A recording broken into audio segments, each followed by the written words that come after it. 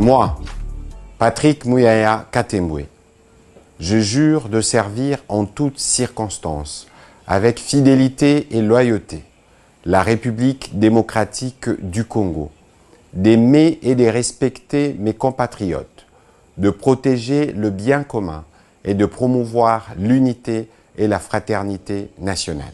Bandeko balandi ya tokanisa mboka mbote na bino bisika banso bozwami bisika banso oyo nyonso abengami Congolais azali na pesi epenza mbote mingi na bino balandi ya émission e tokanisa mboka ezali émission oyo ebaka bongo kokabola makanisi na bayimboka émission oyo epesaka penza etindikaka mwana mboka nyonso aza na bolingo ya mboka na ye mwana mboka nyonso alinga mboka na ye Congo okolinga mboka na yo po ete soki olingi Congo nde okoyeba na kokanisa yango okokanisa mboka na yo na mosala ozali kosala okokanisa mboka na yo na makambo malamu ozali kosala mpo na mboka na biso na yango tokaboli penza pe mawato pe tolobi tozali elongo na bandeko na biso basinistre bayeba bungisi biloko na bango na mbula ye elekaki ta le 4 na le 5 avril le 4 na mboka na biso ya solo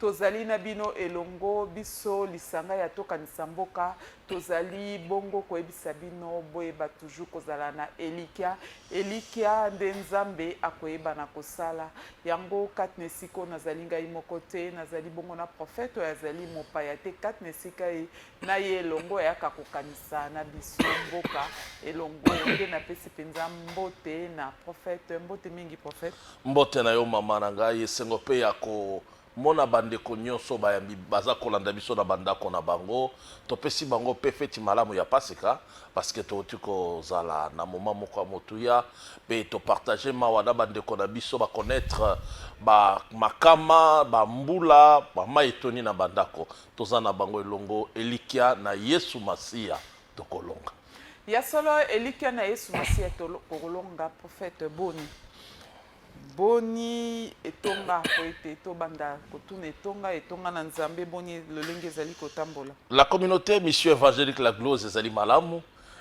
oyo wapi na kokamba na tombeli pe bana nyonso ya la glose esika bazali na ba province awa kolo apambola bango mais tout va bien avec le Seigneur.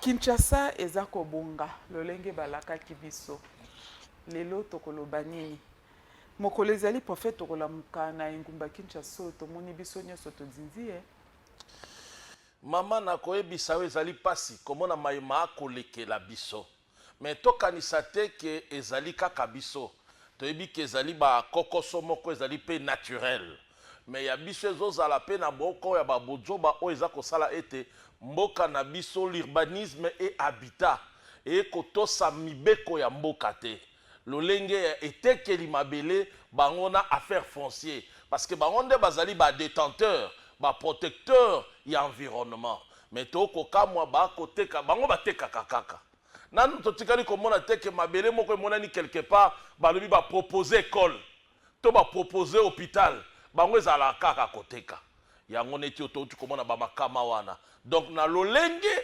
ba ministère na biso ezali ko se comporter okoko zala pe na raison ya koloba tokoko la pe to la muki tokuti Kinshasa mobimba ezindi po ete tobosana teke Kinshasa ezali mboka oyo ezali nguba oyo etondi na babibalea parce que tozali na fleuve de l'autre côté pono kende boba mai njili ezali ozongi de l'autre côté ba mai ndombe ezali donc on est entouré na ba mai donc cela veut dire soki toyebi ko respecter l'environnement te et kozala na biso kokoso e kozala biso pasi to banda komona ba makambo o toza komona lelo gouvernement ezui mokano ya koyeba kobuka ba construction anarchique oyo ezali kotongama lelo tokoloba ete faute ezali na population mutasombi to faute ezali na gouvernement to faute ezali na batekeli population eza malamu gouvernement abuka ba construction anarchique mais ezali malamu mingi koleka parce que je ne pense pas que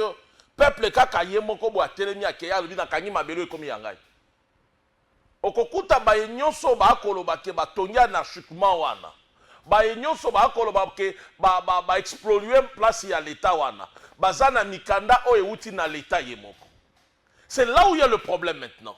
L'État vend et l'État lui-même vient à Yorobu Kabino Lisusu. Or, Moutazali na secret plan directeur ya ville ya Kinshasa, Moutazali na yango eza l'État.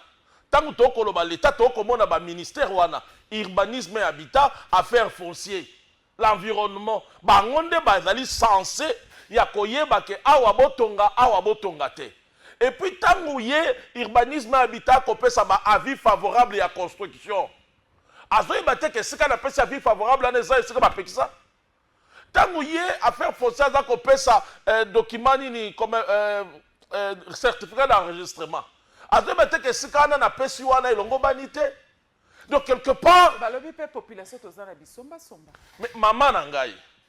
Il y a un gardien de Yababiloko wana. Tango ba check ministère mobimba. Cela veut dire la compétence est donnée à ce ministère. Ce sont eux qui peuvent nous dire n'achète pas, n'entre pas ici. Parce qu'on coûte dans le site mususu, bacha jamais pagnon pardon que baibisio que non et sika oyo ezali ya kokotongate. Donc le gouvernement responsabilité à mon nez ezali na l'état. Parce que les lots même ba site ango ya l'état to komona ngote. C'est ça le problème. Les lots bokoya kobuka. Oui, il faut bobuka parce que ezako cause liwa ya bato ebele, les lots talanetima ya njili tondi. Mais qui ont vendu? C'est l'État congolais. Parce que quand le marché se faisait, l'État était là. Na kolobate que non, soit disant ba grandes églises ou bien ba personnalité wana bazui ba bisaleli mikanda.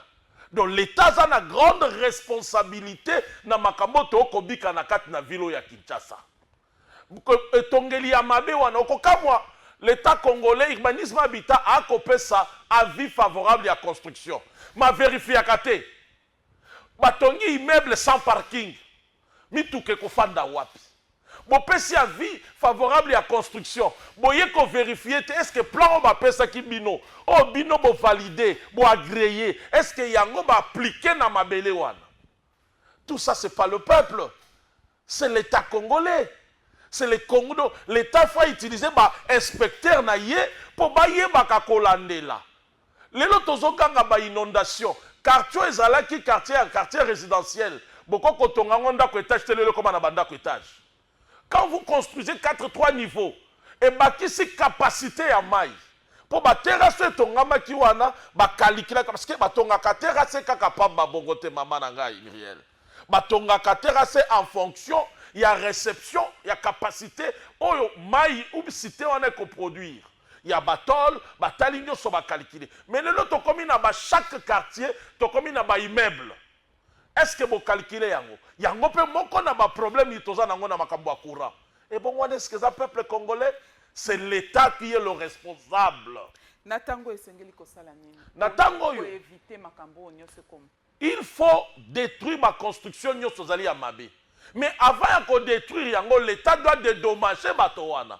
Parce que l'État kobuka ka botiom to pesa un certificat d'enregistrement. Matali certificat wana eza à l'État. Ça devient déjà légal. Yo l'État tango moni que non et longobani na ngai na buka parce que siko il fallait pas otonga. L'État tongi sala moto bato mongo. Et les sous-sols appartiennent à l'État. On ne refuse pas.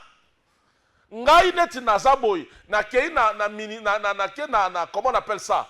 Na ke pas conservateur. Na ke na bureau à quartier bandimi lopango za ya mama wana. Na sombi yango na bureau à quartier na salisi misala. Na ke na ba bourgmestre na salisi ba chamba pesinga mikanda. Na kon hôtel de ville toke na changement mikanda. Sukolobi yo yebisinga ke sikane ya mabe. Bo landika obengai. Bo banda kokanga nanu ba divisionnaire. Bo banda kokanga nanu ba bourgmestre na ba chef de quartier. Parce que ce sont eux qui sont censés ya kola musangai ko yebisangai ke yo et sikozo somba wana batekaka yango te. C'est ça le problème. Et puis signoni les akola ki sake ce lieu est interdit, les explosions, il y a place il y a l'État. Ezate. Eza lokola balabala moko ezalaka kota mama yemo awa. Bachaka signote ya sens unique. Au mona ka ba policier à roulage ba telemi côté wana ba kozela yo. Bazeli ba ibike tango koyaka wa ba telemi ba kangio. Mais signo ezate. Et loko nini ekola kisa. Les gardiens du temple ezaba ministère wana na ba service na yango. Les loso qui toza na ba problème, c'est dit à ba conservateur, c'est dit à ba divisionnaire, il y a urbanisme et habitat. C'est dit à ba ministère wana. Parce que bangonde ba kobate la bomo ina bato. Ezate ka moto akoyaka ka boy na moto makasi na yemoko na yebo na badi ko tonga soki ezaki bongo mais c'est que totongi wa ndako na rond-point Victoire Willery. Tout simplement c'est l'État qui donne. C'est l'État qui vend. Même à ta chef coutumier aïe. Souka, il y a un document où il y a un bureau de l'État. Et qu'est-ce que le bureau de l'État a fait? Les lotos, les lima yanjili, les lits d'enjili, les akiri sous-souté. Et ça également des tomanda qui collent la nafuna. Côté Snell. Ma ezanga qu'est-ce que mais nanya teka kiyango. La responsabilité, la grande responsabilité revient à l'État congolais. Yango moni mama Myriel Nalobakanayo, nous devons respecter la décentralisation. Pourquoi? La décentralisation permet au moins à tout le monde de répondre à la tâche naïe. Chef à quartier a négligé les lots. Or, chef à quartier, bangonde ba chef d'avenir, boto banana ba chef d'avenir. Bangonde ba yebike, balabalo et suki awa. Ete ni wana ezalaka eza batika yango pona boy. Boke na quartier rappelé bino ko bimisela bino pe plan. Na ebité soki plan yango, plan directeur ya ville ya Kinshasa mona na Kalisusu. Parce que tout s'est fait seulement comme ça. La responsabilité revient à l'État congolais. Il y a qu'à détruire et puis il y a qu'à dédommager Batoana pour baser kabisika mosusu. Les lois sinistrés, Sangani, Bamsusu Bazali, na Institut Lumumba, Bamsusu Bazali, na Tata Raphaël. Mais moi, nous Zali, Bamsusu Balobi était vrai sinistré, ndé batikali na bandako. Procédure nini l'été singele kia sala pour na reconnaître vrai sinistré na.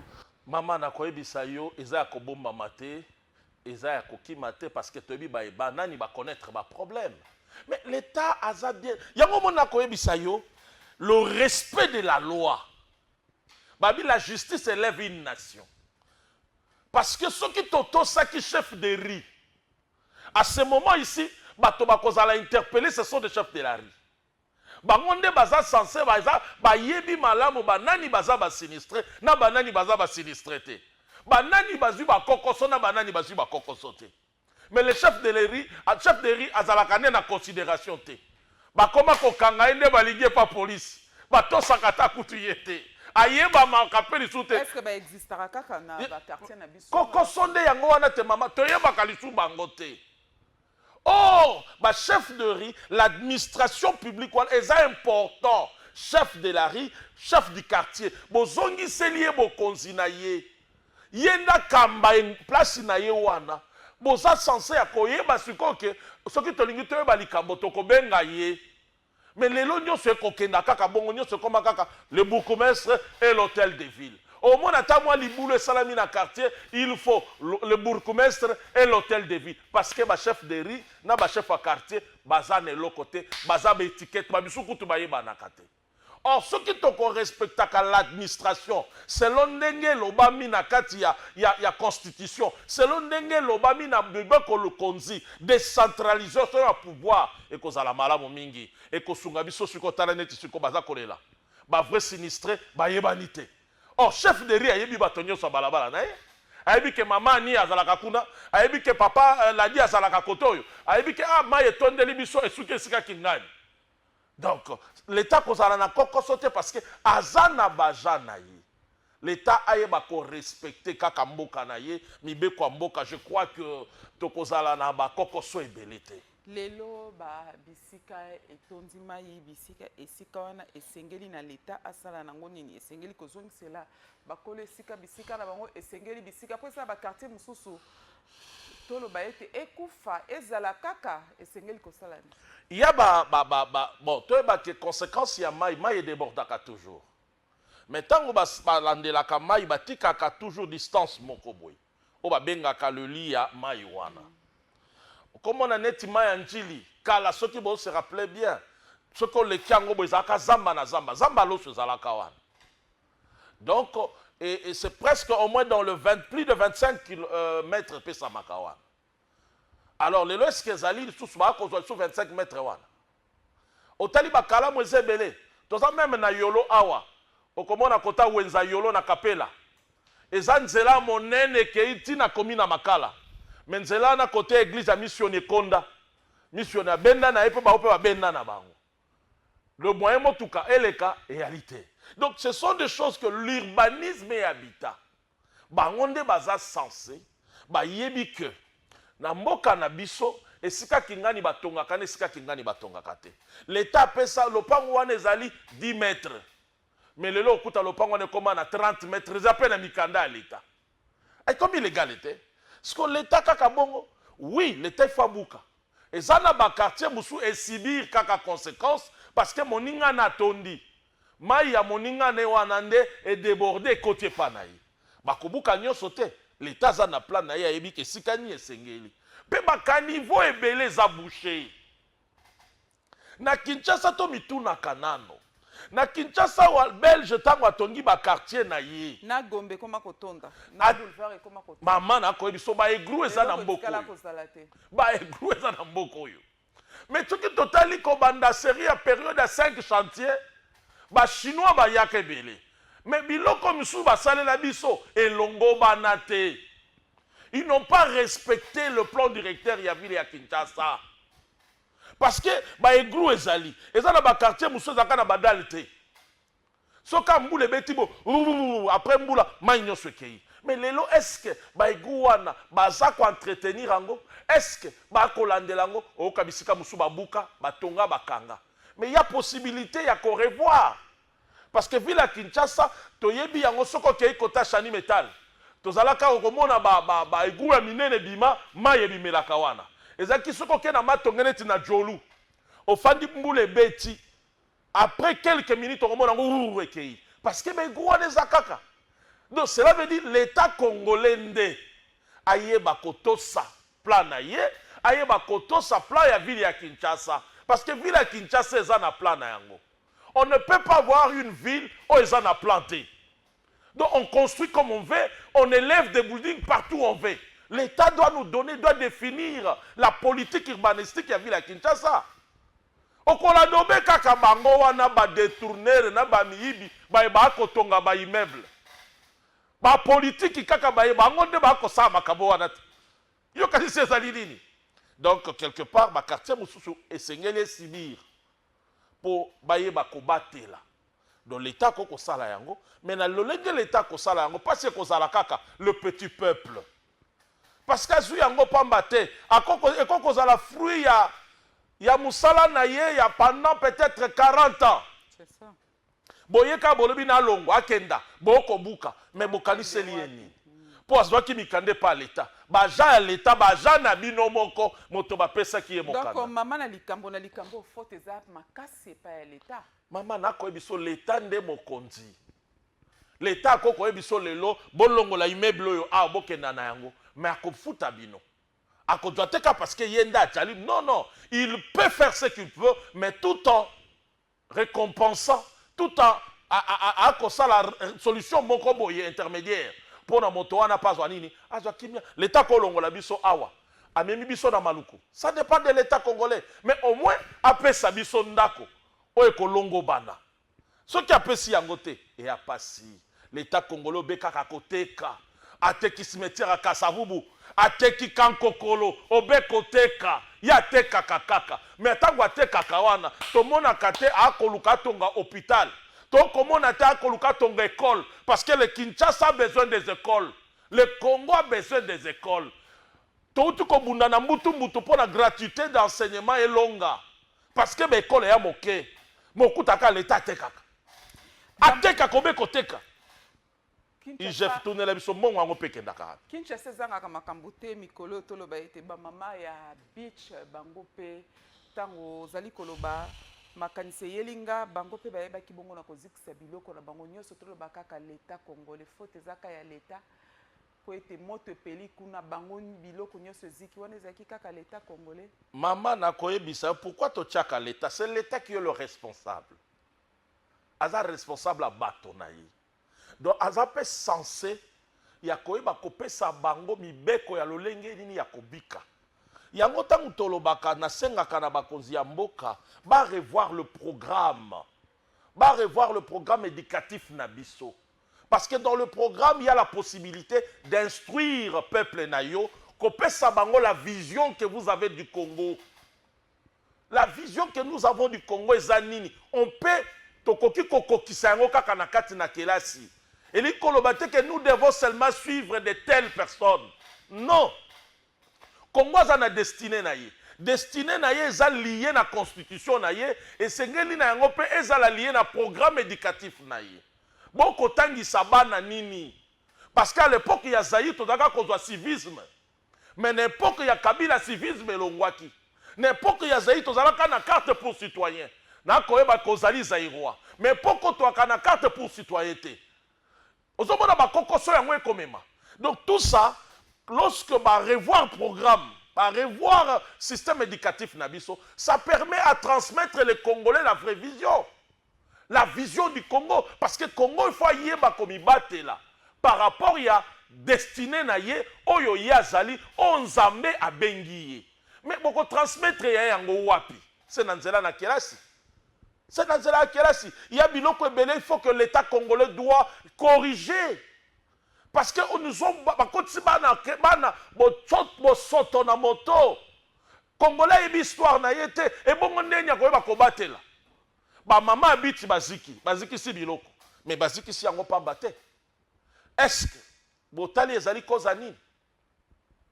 L'État yemo kotango azali contexte ba côté kana ba ko futa batike. Parce que tant on a un fout à ticket, na koti mo konzete, na koti si l'État na kati wanat. Donc cela veut dire l'État faut y être là, ma condition. Est-ce que ma condition nyon se zali reni? Ce que l'État y est mon quoi assumé, andimi kaka boyo, bon zala wana obe, bon fout à kanga ticket nanga. C'est lui le responsable. C'est lui le responsable. Moto akoya na second degré. Parce que yo moko faut mi battre là. Mais moto ngoni nya ko mi battre là. Et Sengeli ayeba d'abord le bien de l'État et le bien privé. Ayeba na valeur na yemoko. Tout ça, ça s'apprend dans le civisme. Les loto kobunda. Tozana bitumba ponani. On a des traîtres pourquoi? Parce que batomingi na mitu na bango bolingwa mboke réalité. Et puis la politique n'a pas eu le temps. Il y a qu'à former le peuple congolais depuis 1960. Oh Lumumba lobaka que balkanisation yali plan. Qu'est-ce que le politicien basali poto ma peuple oyo ayeba kosalaka autodéfensive tolongolo moi papa Mobutu à permettre que l'administration erotaka na ba fonctionnaire lelo soko tuni bana ba fonctionnaire to ba soda o kaza mongala makolo ba swahili alo ba kikongo pona ni batata ba ko baluka mais depuis wanati lelo kokoso na kokoso. Donc il y a beaucoup de choses que l'État congolais a assimé parce qu'il y a des tata. Lelo mboka na biso tozui bongo médiateur asika oyo akoya pona crise topé conflit kotia kimia ko vandisa masolo vanda lecture na yo par rapport ya médiateur asika kati na conflit oyo toza nango na mboka na biso. Mama na koyebisa yo nazalaka na confiance et la diplomatie à Mokozi Mboka. Parce qu'aujourd'hui, là où nous sommes, ceux qui ont beau condiment diplomatie ou na loboza andoki. Oui, parce que diplomatie on est solution. Et puis si bah solution moi. Solution est un processus hein. Solution est un processus maman. Et ça to kokenda lobby. Tozaka kobanga même pour na koloba Kagame na mboka oyo. Mais il y a des gens qui parlent de Kagame. Aujourd'hui, le monde entier sait bien que c'est Kagame qui agresse la RDC. Le monde entier a compris. Il y a eu des sanctions et quoi il est l'eau. Et toutes ces sanctions-là, il y a Kapamba. C'est par la diplomatie des chefs de l'État. Est-ce que Aza médiateur y a liboso tozui pour na kozwa penza kimia ya solo katina mboka na biso? Kimia ya solo ya Congo et kouta na Congo yemoko. La diplomatie a commencé par nous-mêmes, à travers le chef de l'État et son équipe. Il y a Azaka médiateur, mais la victoire, la paix à Congo, na kolobayango mama ekota na Congo yemoko. Parce qu'ils sont destinés à Congo. Nous tendons vers la destinée à Congo. Donc comme il attend le Congo, c'est que Dieu m'avait dit, c'est que le Congo va atteindre, comme il attend le Congo va atteindre l'indépendance économique. Parce que bitumba ya Congo, ezalaka kaka te kaka pona richesse, eza aussi spirituelle. L'identité ya peuple congolais. Donc comme il attend Congolais, il faut alamuka, abimisa la vraie identité naïe, a comme une vraie histoire naïe. Yango na kosenga na mingi bayi bazana bokonzi. tobanga nzambe totambola na kobanga nzambe pe tolinga nzambe parce que lobi awa nzamba ko frapper belé. Je l'ai dit comme étant un prophète de Dieu. Namoni ma boma kotambola na bokonzi. Dieu va châtier beaucoup de gens parce que le Congo. Voilà prophétie. Oui, je le dis parce que le Congo ils ont souffert pour na kaka ba congolais bango moko baza na kati. Et ba koko so mingi to kozwa. Et yé pas mbaté c'est parce que les Congolais ont cédé. Mais ce que comme il attend on nzamba za ko restaurer Congo na yi. Yé moko atelemi. Il va utiliser qui il veut. Ndenga za ko utiliser mokonzi ya mboka. Alors vous devez savoir, il faut se repentir. Attention kati saki ngambo zonga bongola motema. Parce que ko kamwa liwe koti na ndakuno, ko kamwa liboma et ko kota na mitu na batebele. Parce que c'est ce que Dieu m'avait dit dans la prière. Et je demande aux hommes, à nos élites nabiso, tobanga nzambe, toluka bola mwa Congo. Parce que le Dieu de Congo s'est levé. Parce que bitumba ya Congo, faut boyeba que Congo eza mboka moko élu. Moko nzamba poni, pona musala monene. Et Congo deke toyoka kayango, boyeba que Congo c'est un pays solution. Spirituellement, économiquement. Le Congo, c'est un pays solution. Congo. Congo. Merci, maman. Mais nangambo ya bayi opposition, bandeko na biso ya ensemble, bango bazako senga état fédéral. Est-ce que yango penze ezali na motuya, tope yango na tango oyo ezali penza important, toe babongo kozala na état fédéral? Nakoyebisa yo mama, le Congo to komona lelo, bakoko na biso, Congo salama par addition, pas par soustraction. Bakoko na biso, bandima ki ba fan de sikamoko, ba pesaka mikanda. Parce que ba yebi origine na yango. Mama, Congo eza motuya. La mathématique a commencé ici au Congo. On a découvert l'os de Shango. Mathématique et bandia. Congo. L'heure est venue où les Congolais doivent se réveiller. Allah ta vraie identité na ye. Abo ya biloko ba kokoti sa na moto. Ba nyuso bazabi tumba po na Congo. Na ba baza na kati nzamba ko châtier bango. Donc je te le dis maman. O eza motuya, eza Congolais milinga. Alinga pe Congo. Donc comment na makambo ebele ko changer. Ebele. Atako tokoti na biso na état fédéral. Le fédéralisme, bon, ce qui va proposer fédéralisme, c'est que tozongi na likanisi malamu, a émetté qui sur la totale makambo na constitution. Vous voyez que c'est ça le problème qui est à solo, qu'il faut revoir la constitution. Je ne suis pas pour le fédéralisme, parce qu'on est makanisi na batoyo basessioniste. Makanisi na bato balingaka division. Le Congo ekotika la moko ekozalaka divisé te. Le contexte ya Congo eza différent na contexte ya Canada. Biso toa ba Congo, toa ba Canadien te. Pona bango ba vivre na fédéralisme. Ba wuti. C'est comme les États-Unis ba wuti. Pas nous. Biso eza mabele na biso. Et tozana histoire na biso, tozana vision na biso. Alors, ceux qui sont dans le fédéralisme, nous risquons de tomber dans le même erreur avec cette constitution. Pour nous, à la gouverneure, il y a Katanga, il faut à la Katangé. Aux à la gouverneure, il y a Kassa, il faut à la Kassayen. Aux à la gouverneure, à Bakongo, il faut à la Mukongo. Ça crée la division. Dans d'autres cieux, ça peut réussir. Parce que bango histoire na bango est différent na biso. Or ceux qui t'ont adopté, t'ont revoir la constitution na biso. Les commis ndenge to mona kanakala. Papa Munkamba, Équateur, gouverneur. Konde Ville Kikanda, député na Est. Maman Zouzouya Mbombo, gouverneur na Bas-Congo. Koye Diallo na Katanga. Ça a apporté l'unité. Et aujourd'hui, si tu as dit que tu as succombé, c'est parce que vous avez amené une constitution où ils allaient s'adapter à bisoté. Alors, c'est que mon Konzambo Kazaki n'a raison, il y a quoi émettre penser, voilà, il y a qu'il faut revoir la constitution.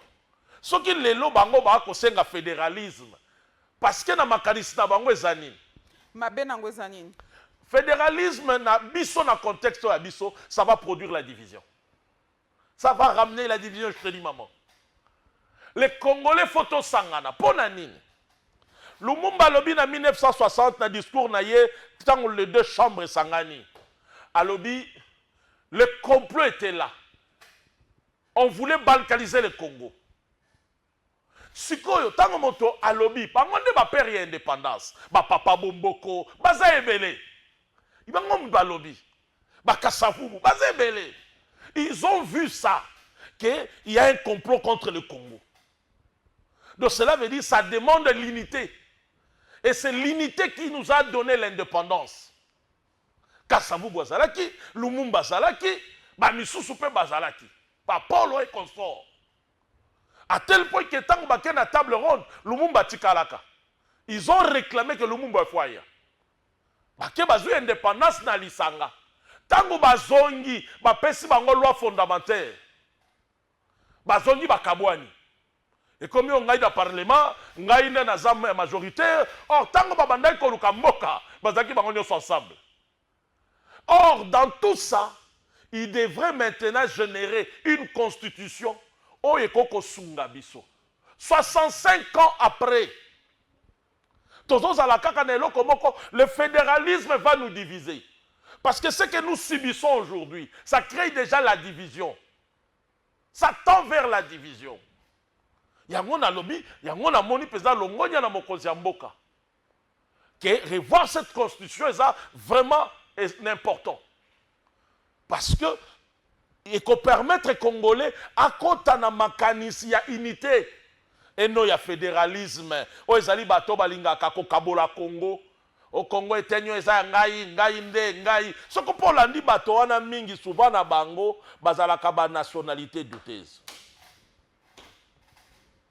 Ya solo wana. Ah, maman. E bango likambo soki mutasala analyse abi mabe. Soki olandi bato balingaka, to créer to bazalaka ba nationalité douteuse.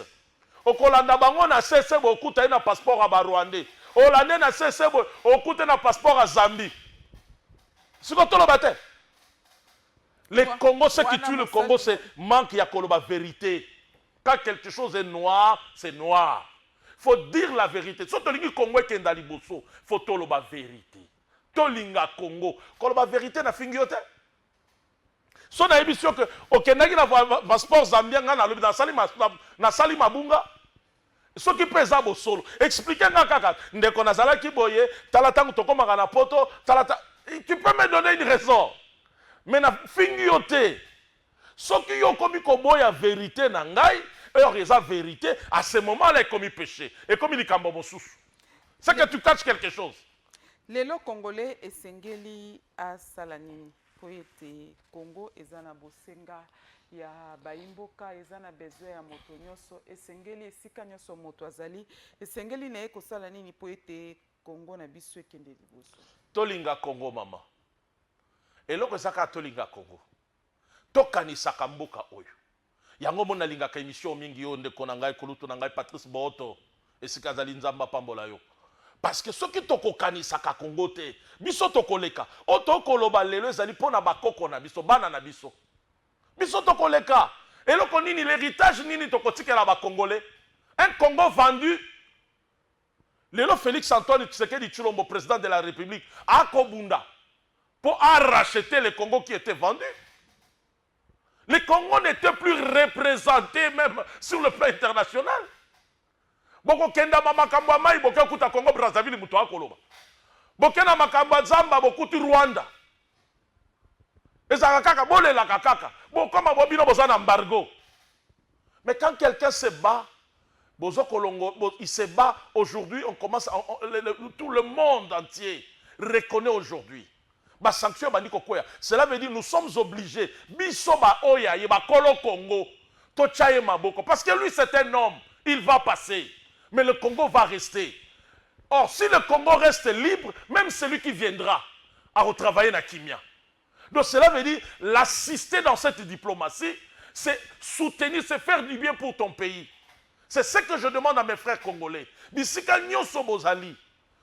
Tocha diplomatie à mokonzi mboka maboko. Parce qu'il ne se bat pas pour lui-même, maman. Maman Myriel. Mais les Congolais peuvent lobby, peuvent voyager les Kébélés. Mais ma voyage à moi, il y a le leco sur ma bisote.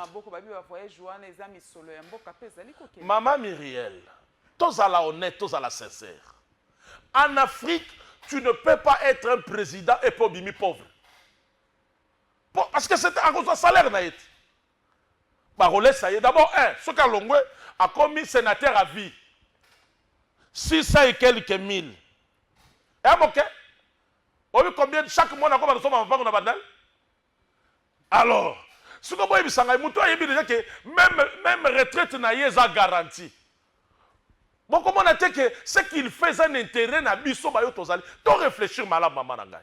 Parce qu'on lui paye. Ça c'est un. De deux, Aza vertu parce que c'est le président de la République. Ata longwe lelo, à cause elle a déjà garanti parce que c'est un sénateur à vie.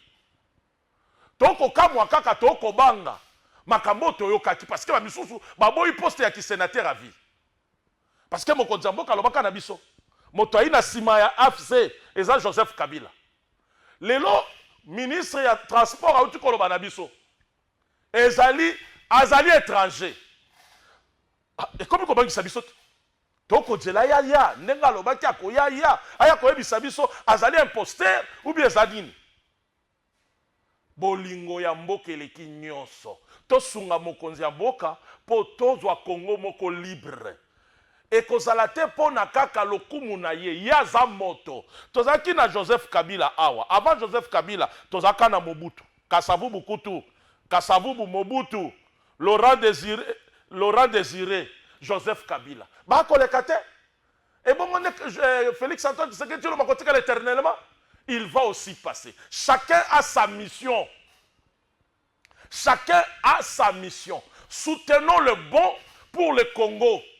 Celui qui va gagner, c'est le Congo. Ce n'est pas un individu. Lelo, tokomi koyeba bosolo ya Congo ndenge zaleli. O tulobi toyeba ka yango te. Alors maman, bonito ndi ma diplomatie wana te. Bonito ti yango maboko te. Parce que ceux qui asasi azimbongo na ye. Bolinga, sénateur a fait 600 et quelques mille. Yo mon amour, hein? Chaque jour, le pango n'a à combien? Nangiri à combien? Donc il peut se faire un homme d'affaires dans le secteur immobilier. Donc il a la possibilité à Kolukane l'autre côté. Donc cela veut dire que au non, voyage, ce sont ces voyages qui nous a permis aujourd'hui que le Congo voit naye yo kanali susu. Parce que ce qui a bimité ateki alakisi mboka na yete mboka sekendaki déjà na image moko o ba représenta kango na bamboka mosusu. Un grand pays comme le Congo, mboka ya Mobutu Sese Seko Kubuendo Azabanga, mboka ya Laurent Désiré Kabila, mboka ya Kasavubu ya Lumumba, mboka ya Etienne Tshisekedi, bakoma ko représenta ngona bato mosusu. Ah te mama, tolinga mboka, totosa mboka, totosa pe justice. Et comme ça, le Congo na biso et kende liboso malgré que la justice à Congo ata ba ilio satana bakangi awa abimana innocent. Merci maman. Prophète tokomi na suka message na yo na bayimbo kanyoso baza kolanda. Tolinga Congo maman. Tolinga Congo to chape justice maboko. Parce que na banga kana justice à Congo ba kokipe koyela yo satana. Ba yena satana président na matseke ne émission que satana moto abomaki bato. Satana bosutu muki na suka na mystique fourmi. Avant to comme à 18h abimi ou non ça. Parce que na Congo bato ba bimaka ou non ça kama mbongo 100 jours ebungi ou non ça. Bo kama boye pa nini lampadaire forage ou non ça. Bo kama kate mbongo ebunga kaka me ba yibi basala kate. Qu'est-ce que vous impliquez dans le tête des gens? Ya solo tokomi na suka na pesi penza mbote mingi na bino baye bozali kolandanga na tango yo na Avenue Kongolo epai wapi na moni papi standard oya lobi ete ye kuna kotia verni malamu ezali na moni pe mama yazali pembeni na ye ya ba épice ya lobi ye azali olingo somba ya kepai na ye mbote mingi na bino mbote mingi na kulutu nanga Patrice Boto oya azali kolandanga na tango yo esika azwa apesami mbote mingi na ye mbote mingi pe na bino banso bolandaka biso na nzela ya YouTube bino bolandaka biso na television na biso BP television oyo ezali bongo na nzela ya YouTube kasi pona mokolo na lelo tosuki awa mbala ya sima bokoyeba bongo kokutana na moko pe oyo akozala na bino elongo bokoyeba komona kasi nga na bino tosuki awa mbote mingi pe botikala malamu o mabota mabino.